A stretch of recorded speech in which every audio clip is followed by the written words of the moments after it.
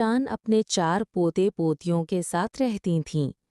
دادی کے دن کہانیاں سنانے اور بچوں کو پیار کرنے میں گزرتے تھے۔ علی سب سے ذہین اور تجسس والا تھا، مریم سب کا خیال رکھنے والی اور محبت کرنے والی، احمد شرارتی لیکن دل کا صاف، اور فاطمہ شرمیلی مگر دل کی بہادر۔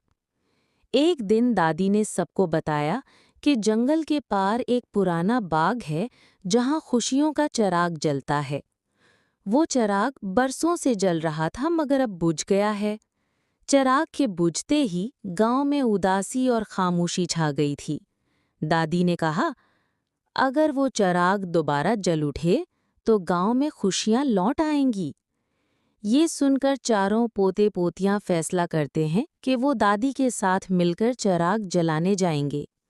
سب مل کر جنگل کی طرف روانہ ہوئے۔ راستے میں کئی رکاوٹیں آئیں۔ پہلے انہیں ایک تیز بہتی ندی ملی۔ سب پریشان ہو گئے، مگر علی نے اپنی عقل سے لکڑیوں کو جوڑ کر ایک چھوٹا پل بنایا اور سب پار ہو گئے۔ آگے کانٹے دار جھاڑیاں آ گئیں، مگر مریم نے سب کو سہارا دیا اور سب کو محفوظ نکال لیا۔ کچھ دور چل کر شرارتی بندروں نے ان کا راستہ روک لیا۔ احمد نے اپنی شرارت اور کہکہوں سے بندروں کو ہنسا دیا، یوں وہ ان کے دوست بن گئے اور راستہ دے دیا۔ آخر میں اندھیری غار آئی جہاں فاطمہ بہت ڈر گئی، مگر دادی نے کہا، بیٹی، اصل بہادری ڈر کے باوجود آگے بڑھنے میں ہے۔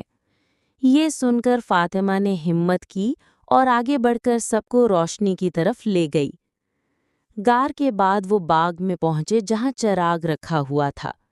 چراغ بجھا ہوا تھا۔ دادی نے کہا، یہ چراغ آگ سے نہیں بلکہ محبت اور ایکتائی سے جلتا ہے۔ سب بچوں نے ایک دوسرے کا ہاتھ پکڑا، مسکرائے، دعا کی اور ایک دوسرے کو گلے لگایا۔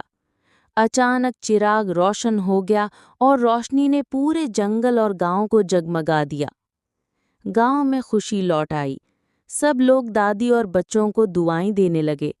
دادی مسکرا کر کہتی ہیں، بچوں، یاد رکھو، اصل طاقت ہماری محبت اور اتحاد میں ہے۔ جب ہم ساتھ ہوتے ہیں تو کوئی مشکل ہمیں روک نہیں سکتی۔